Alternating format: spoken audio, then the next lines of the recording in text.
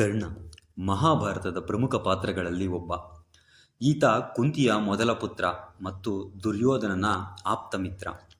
ಇವನ ತಂದೆ ಸೂರ್ಯದೇವ. ಇವನನ್ನು ರಾಧೇಯನೆಂದು ಕರೆಯುತ್ತಿದ್ದರು. ಇವನು ಅಂಗ ದೇಶದ ಅಧಿಪತಿಯಾಗಿದ್ದ. ಕರ್ಣನನ್ನು ದಾನವೀರಶೂರ ಕರ್ಣ ಎಂದು ಕರೆಯುತ್ತಾರೆ. ಇವನು ಸೂರ್ಯಮಂತ್ರದಿಂದ ಮದುವೆಗೆ ಮುನ್ನ ಕುಂತಿಗೆ ಜನಿಸಿದವ. ಮಂತ್ರ ಮಹಾತ್ಮೆಯನ್ನು ಪರೀಕ್ಷಿಸಬೇಕೆಂಬ ಚಾಪಲ್ಯದಿಂದ ಸೂರ್ಯಮಂತ್ರ ಜಪಿಸಲು ಸೂರ್ಯನಾರಾಯಣ ಆಕೆಗೆ ಗಂಡು ಮಗುವನ್ನು ಆಗ್ರಹಿಸಿದ. ಲೋಕಾಪವಾದಕ್ಕೆ ಹೆದರಿದ ಕುಂತಿ ತನ್ನ ಮರುಳುತನಕ್ಕಾಗಿ ಬೆದರಿ ಆ ಹಸುಗೂಸನ್ನು ಗಂಗಾ ನದಿಯಲ್ಲಿ ತೇಲಿಬಿಟ್ಟಳು. ಅದು ಧೃತರಾಷ್ಟ್ರನ ಸಾರಥಿ ಅಧಿರಥನ ಕೈಗೆ ಸಿಕ್ಕಿತು. ಕವಚ ಕುಂಡಲಗಳ ಸಮೇತನಾಗಿ ಹುಟ್ಟಿದ ಆ ಶಿಶುವನ್ನು ಅಧಿರಥ ತನ್ನ ಹೆಂಡತಿ ರಾಧೆಯ ಕೈಗೆ ಕೊಟ್ಟ.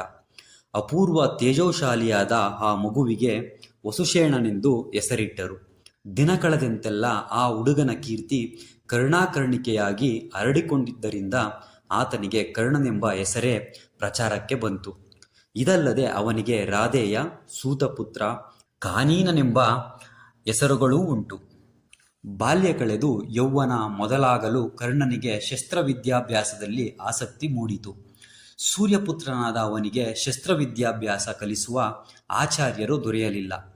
ಆಗ ಆತ ಪರಶುರಾಮರ ಬಳಿ ಬಂದು ತಾನು ವಿಪ್ರನೆಂದು ಸುಳ್ಳು ಹೇಳಿ ಧನುರ್ವಿದ್ಯ ಪಾರಂಗತನಾದ. ಒಂದು ದಿನ ಪರಶುರಾಮ ಕರ್ಣನ ತೊಡೆಯ ಮೇಲೆ ತಲೆಯಿಟ್ಟು ನಿದ್ರಿಸುತ್ತಿದ್ದಾಗ ಇಂದ್ರನ ಆಜ್ಞೆಯ ಮೇರೆಗೆ ಅಲರ್ಕವೆಂಬ ದುಂಬಿಯೊಂದು ಬಂದು ಆತನ ತೊಡೆಯನ್ನು ಬಗೆಯಲಾರಂಭಿಸಿತು. ಆಗ ತಾನು ಅಲುಗಿದರೂ ಗುರುವಿಗೆ ನಿದ್ರಾಭಂಗವಾದೀತೆಂದು ಎಣಿಸಿ ಕರ್ಣ ತನಗಾದ ಅಗಾಧ ನೋವನ್ನು ಲಕ್ಷಿಸದೆ ಹಾಗೆಯೇ ತಡೆದುಕೊಂಡಿದ್ದ. ಅವನ ರಕ್ತದ ಸೋಂಕಿನಿಂದ ಪರಶುರಾಮ ಎಚ್ಚೆತ್ತು ಶಿಷ್ಯನ ವರ್ತನೆಯನ್ನು ಕಂಡು ಮೆಚ್ಚಿದರು. ಅವನು ವಿಪ್ರನಿರಲಾರೆನೆಂದು ಕ್ಷತ್ರಿಯನೇ ಇರಬೇಕೆಂದು ತಿಳಿದು ಕುಪಿತನಾದ. ನಿಜವೃತ್ತಾಂಶ ತಿಳಿದಾಗ ತನ್ನ ವ್ರತಭಂಗವಾದುದಕ್ಕೆ ಕೆರಳಿದ ಪರಶುರಾಮ ವಿಪ್ರನೆಂದು ಸುಳ್ಳು ಹೇಳಿ ಶಸ್ತ್ರವಿದ್ಯೆ ಕಲಿತಿದ್ದಕ್ಕಾಗಿ ಅವಸಾನ ಕಾಲದಲ್ಲಿ ತಾನು ಆಗ್ರಹಿಸಿದ ಮಹಾಶಸ್ತ್ರಗಳಾವವೂ ಫಲಿಸಿದಿರಲಿ ಎಂದು ಕರ್ಣನಿಗೆ ಶಾಪವಿತ್ತ. ಗುರುಶಾಪದಿಂದ ಕರ್ಣ ನಿರ್ವಿಣ್ಣನಾದ. ಈ ವೇಳೆಗೆ ಹಸ್ತಿನಾವತಿಯಲ್ಲಿ ಪಾಂಡವರಿಗೂ ಕೌರವರಿಗೂ ದ್ರೋಣಾಚಾರ್ಯ ಶಸ್ತ್ರವಿದ್ಯೆಯನ್ನು ಕಲಿಸುತ್ತಿದ್ದ.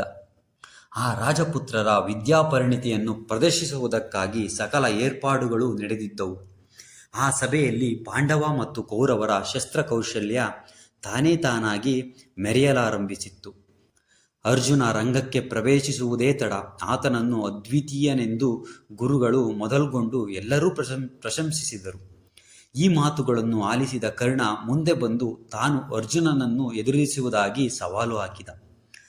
ಆಗ ಅಲ್ಲಿಯೇ ಇದ್ದ ಕೃಪಾಚಾರ್ಯ ಎದ್ದು ನಿಂತು ಸೂರ್ಯಪುತ್ರನಾದ ಕರ್ಣನನ್ನು ಅರ್ಜುನನೊಂದಿಗೆ ಸರಿಸಮನಾಗಿ ಭಾವಿಸಲು ಸಾಧ್ಯವಿಲ್ಲೆಂದು ವಿರೋಧಿಸಿದ. ಈ ಅಸೂಯೆಯ ಮಾತುಗಳನ್ನು ಕೇಳಿ ಆಗ ತಾನೇ ಭೀಮನಿಂದ ಪರಾರ್ಚಿತನಾಗಿದ್ದ ದುರ್ಯೋಧನ ಮುಂದೆ ಬಂದು ಕರ್ಣನ ಪರವಾಗಿ ವಾದಿಸಿ ಅವನಿಗೆ ಅಂಗರಾಜ್ಯಾಭಿಷೇಕವನ್ನಿತ್ತು ಗೌರವಿಸಿದ. ಅಂದಿನಿಂದ ಕರ್ಣನಿಗೂ ದುರ್ಯೋಧನನಿಗೂ ಅಸದೃಶ್ಯವಾದ ಮೈತ್ರಿ ಮೊದಲಾಯಿತು. ದುಶ್ಯಾಸನ, ಶಕುನಿ ಮತ್ತು ಸೈಂಧವರೊಂದಿಗೆ ಕೂಡಿ ಕರ್ಣ ಅರಸನ ಎಲ್ಲ ಕಾರ್ಯಗಳು ಬೆಂಬಲವನ್ನಿತ್ತಲ್ಲದೆ ಪಾಂಡವರ ವಿನಾಶ ಕಾರ್ಯದಲ್ಲಿ ಮುಂದಾಳಾಗಿ ದುಷ್ಟಚತುಷ್ಟಯರಲ್ಲಿ ಒಬ್ಬನೆನಿಸಿದ. ಕರ್ಣನ ಪರಾಕ್ರಮ ಜನಜನಿತವಾಗಿ ಬೆಳೆದಂತೆಯೇ ಅವನ ದಾನಗುಣವು ವಿಖ್ಯಾತವಾಯಿತು. ಭೀಮ ದುರ್ಯೋಧನರಿಗೆ ಹೇಗೆ ಬದ್ಧವೈರವೋ ಹಾಗೆಯೇ ಕರ್ಣ ಅರ್ಜುನನಿಗೆ ಎಲ್ಲ ವಿಷಯಗಳಲ್ಲಿಯೂ ಸ್ಪರ್ಧೆ ನಡೆಯುತ್ತಿತ್ತು. ಅರ್ಜುನನ ಮೇಲ್ಮೈಯಲ್ಲಿ ಆಸಕ್ತನಾಗಿದ್ದ ಇಂದ್ರನಿಗೆ ಕರ್ಣನನ್ನು ಹೇಗಾದರೂ ಮಾಡಿ ನಿಶ್ಶಕ್ತನನ್ನಾಗಿ ಮಾಡಬೇಕೆಂಬ ಯೋಚನೆ ಬಲವಾಗಿ ಕಾಡಲಾರಂಭಿಸಿತು. ಕರ್ಣನ ಉದಾರ ಗುಣವನ್ನು ಕೇಳಿದ ಆತ ಒಂದು ದಿನ ವಿಪ್ರವೇಶದಲ್ಲಿ ಕರ್ಣನಲ್ಲಿಗೆ ಬಂದು ಆತನ ಕವಚ ಕುಂಡಲಗಳನ್ನು ಬೇಡಿದ. ಇಂದ್ರನ ಸಂಚನ್ನು ಮೊದಲೇ ತಿಳಿದ ಸೂರ್ಯ ಕರ್ಣನಿಗೆ ಸ್ವಪ್ನದಲ್ಲಿ ಕಾಣಿಸಿಕೊಂಡು ಎಚ್ಚರಿಸಿದ್ದರೂ ಕರ್ಣ ತನ್ನ ಸಹಜ ಗುಣಕ್ಕೆ ಅನುಸಾರವಾಗಿ ತನಗೆ ರಕ್ಷೆಯಂತಿದ್ದ ಕವಚ ಕುಂಡಲಗಳನ್ನು ಮನಃಪೂರ್ವಕವಾಗಿ ಇಂದ್ರನಿಗೆ ಒಪ್ಪಿಸಿದ. ಕರ್ಣನನ್ನು ಪರೀಕ್ಷಿಸಲು ಬಂದ ಇಂದ್ರನಿಗೆ ಆ ಸೂತಪುತ್ರನ ದಾನಗುಣಗಳನ್ನು ಕಂಡು ಸಂತೋಷವಾಯಿತು. ತನ್ನ ನಿಜ ಸ್ವರೂಪವನ್ನು ತೋರಿಸಿ ಅವನಿಗೆ ಶಾಕ್ಯಾಯುಧವನ್ನು ಅನುಗ್ರಹಿಸಿದ. ಕವಚ ಕುಂಡಲ ವಿಹೀನನಾದ ಕರ್ಣನಿಗೆ ಇಂದ್ರನಿತ್ತ ಶಾಕ್ಯಾಯುಧದಿಂದ ಮತ್ತೊಮ್ಮೆ ರೆಕ್ಕೆ ಬಂದಂತಾಯಿತು. ಕೌರವರ ಉಪಟಳಗಳಿಗೆ ಗುರಿಯಾಗಿದ್ದ ಪಾಂಡವರು ಅರಗಿನ ಮನೆಯ ವಿಪತ್ತಿನಿಂದ ಪಾರಾಗಿ ಏಕಚಕ್ರಪುರಿಯಲ್ಲಿ ಕೆಲವು ದಿನವಿದ್ದು ವೇಷ ಮೆರೆಸಿಕೊಂಡು ದ್ರೌಪದಿಯ ಸ್ವಯಂವರಕ್ಕೆ ಬಂದಾಗ ಪುನಃ ಅರ್ಜುನನಿಗೆ ಕರ್ಣನಿಗೂ ಸವಾಲು ಬೀಳುವ ಸನ್ನಿವೇಶ ಒದಗಿತು. ದೃಪದ ಪಣವಾಗಿಟ್ಟಿದ್ದ ಮಸ್ತ್ಯಯಂತ್ರವನ್ನು ಕ್ಷತ್ರಿಯ ವೀರಾದಿವೀರರು ಭೇದಿಸಲು ಹೋಗಲು ಕರ್ಣ ಆ ಸಾಹಸಕ್ಕೆ ಮುಂದೆ ಬಂದ.